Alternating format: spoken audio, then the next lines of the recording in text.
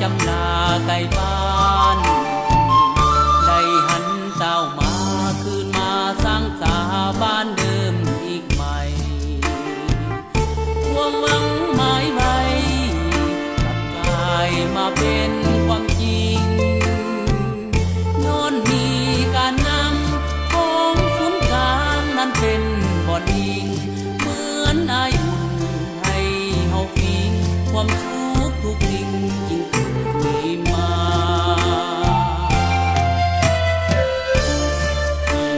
หอมดอกตองดอกคายเฮาลืมบ่ได้ทั้งน้องป้าใน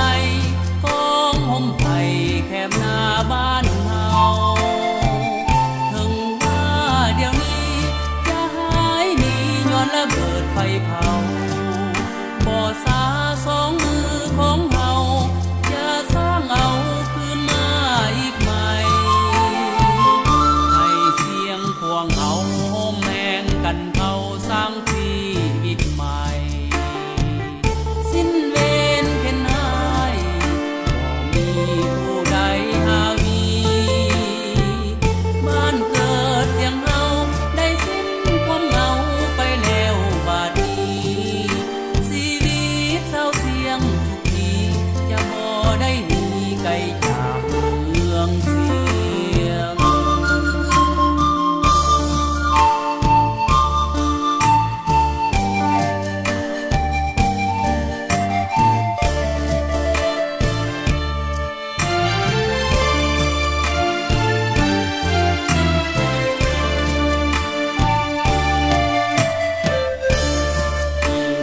หอมดอกตอ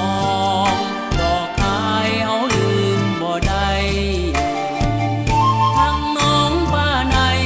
ของห่มไผ่แคบหน้าบ้านเฮาถึงว่าเดี๋ยวนี้จะหายหนีย้อนระเบิดไฟเผาบ่สาสองมือของเฮาจะสร้างเอาคืนมาอีกใหม่ให้เสียงพวงเฮาโฮมแหงกันเขาสร้างชีวิตใหม่สิ้นเวรเข็นหายบ่มีผู้ใดหาวี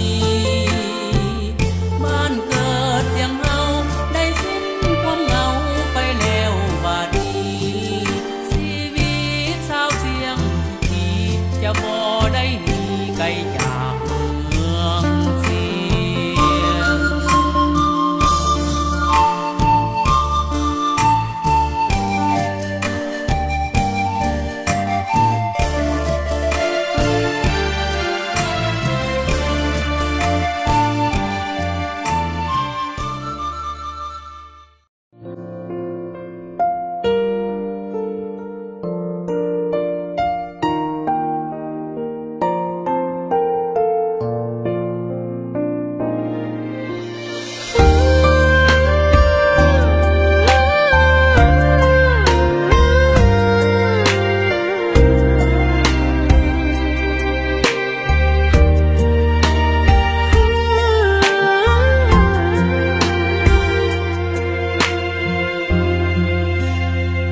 Anh đã không giữ được nhiều hạnh phúc cho em. Nhiều khi giận nhau, nước mắt em cứ rơi thật nhiều. Anh xin lỗi em, hãy tha thứ cho anh lần này. Đừng rời xa anh, em nói đi em rất yêu anh. Nhưng ngày cuộc sống không như anh đang ước mơ, của một tình yêu sẽ hạnh phúc sống như bao người. Một người yêu em đắm say, một người bên em mỗi khi. Mà giờ đây nước mắt anh đã rơi rồi. Thật ra anh đâu có muốn chia tay như vậy. Người yêu em ơi, anh lại nhớ em đang ở đâu. bàn tay nhỏ bé khuôn mặt ấy sao lại đổi thay để anh nơi này. Ngoài trời mưa cứ rơi lặng thầm, chỉ còn riêng anh. Thật sự nhiều khi muốn nhắn tin gửi cho em nhiều, lại sợ người ấy đang hạnh phúc vui bên một ai. Tình yêu đã chết, hai người giữ mai này chúng ta có duyên gặp lại, thì anh vẫn luôn luôn yêu em như lúc mới yêu.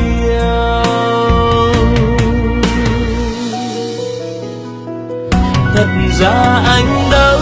đâu có muốn chia tay như vậy. Người yêu em ơi, anh lại nhớ em đang ở đâu. Bàn tay nhỏ bé khuôn mặt ấy sao lại đổi thay để anh nơi này. Ngoài trời mưa cứ rơi lặng thầm, chỉ còn riêng anh. Nhiều khi muốn nhắn tin gửi cho em nhiều, lại sợ người ấy đang hạnh phúc vui bên một ai. Tình yêu đã chết, hai người giữ mai này chúng ta có duyên gặp lại, thì anh vẫn luôn luôn yêu em như lúc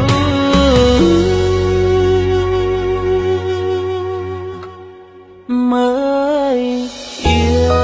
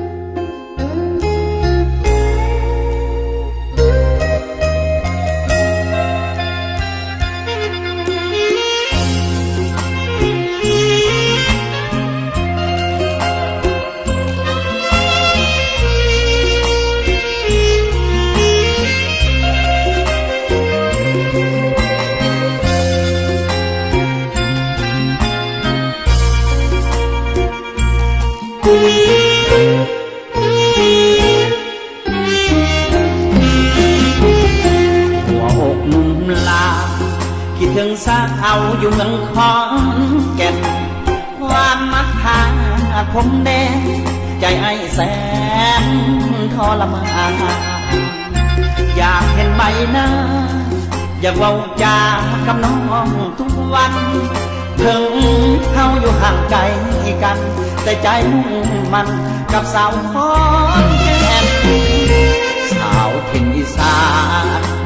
คืนวันฝันถึงไอ้บอกคิดถึงอยู่บ่นอใจจดจ่อกับสาวขอนแก่นเที่ยวงานวันนั้นสุขสันต์มีน้องควงแขนอ้ายหนุ่มลาวสาวเมืองขอนแก่น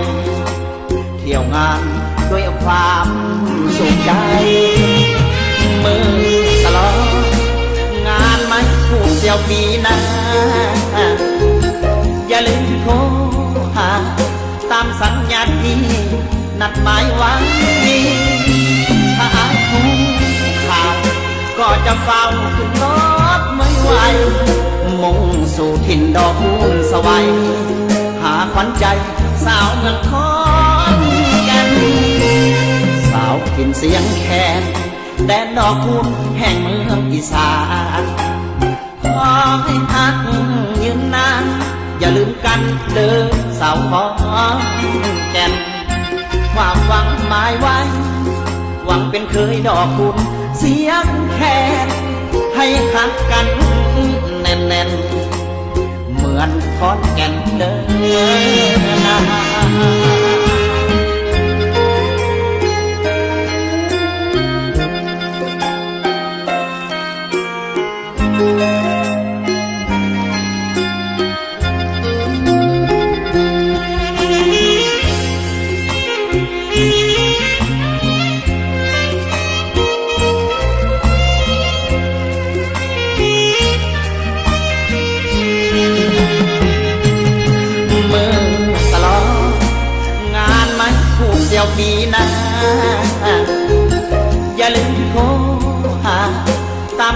าตินัดหมายไว้ถ้าอาหูข่าวก็จะเฝ้าขึ้นรถไม่ไหวมุ่งสู่ถิ่นดอกคูณสวัยหาขวัญใจสาวเมืองขอนแก่นสาวถิ่นเสียงแคนแดนดอกคูณแห่งเมืองอีสานขอให้พักยืมนานอย่าลืมกันเด้อสาวขอนแก่นความหวังหมายไว้หวังเป็นเคยดอกคูณเสียงแคนให้หักกันแน่นๆเหมือนขอนแก่นเด้อนะ